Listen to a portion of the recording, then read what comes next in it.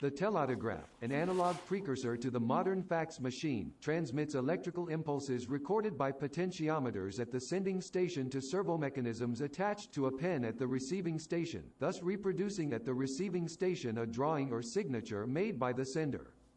It was the first such device to transmit drawings to a stationary sheet of paper. Previous inventions in Europe had used rotating drums to make such transmissions. The telautograph's invention is attributed to Elisha Gray, who patented it on July 31, 1888. Gray's patent stated that the telautograph would allow one to transmit his own handwriting to a distant point over a two-wire circuit. It was the first facsimile machine in which the stylus was controlled by horizontal and vertical bars.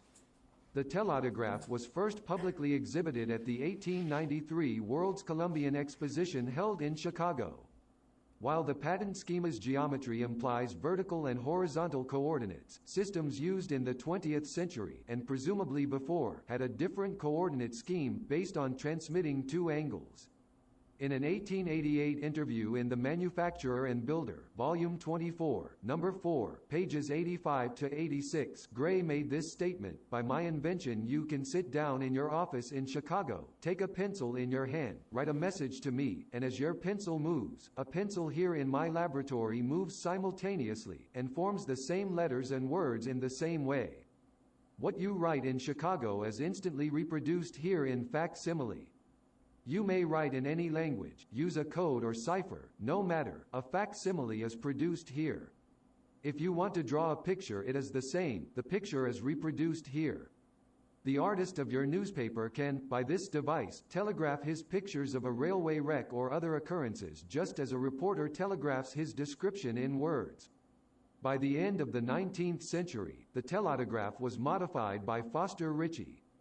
Calling it the telewriter, Ritchie's version of the telautograph could be operated using a telephone line for simultaneous copying and speaking. The telautograph became very popular for the transmission of signatures over a distance, and in banks and large hospitals to ensure that doctors' orders and patient information were transmitted quickly and accurately.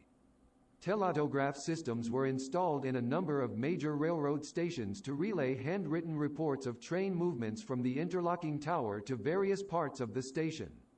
The Teleautograph network in Grand Central Terminal included a public display in the main concourse into the 1960s. A similar setup in Chicago Union Station remained in operation into the 1970s. A telautograph was used in 1911 to warn workers on the 10th floor about the Triangle Shirtwaist Factory fire that had broken out 2 floors below. An example of a telautograph machine writing script can be seen in the 1956 movie Earth vs. the Flying Saucers as the output device for the mechanical translator.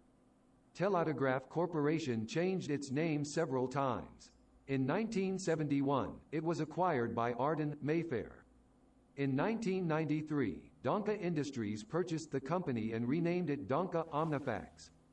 In 1999, Xerox Corporation purchased the company and called it the Omnifax division, which has since been absorbed by the corporation.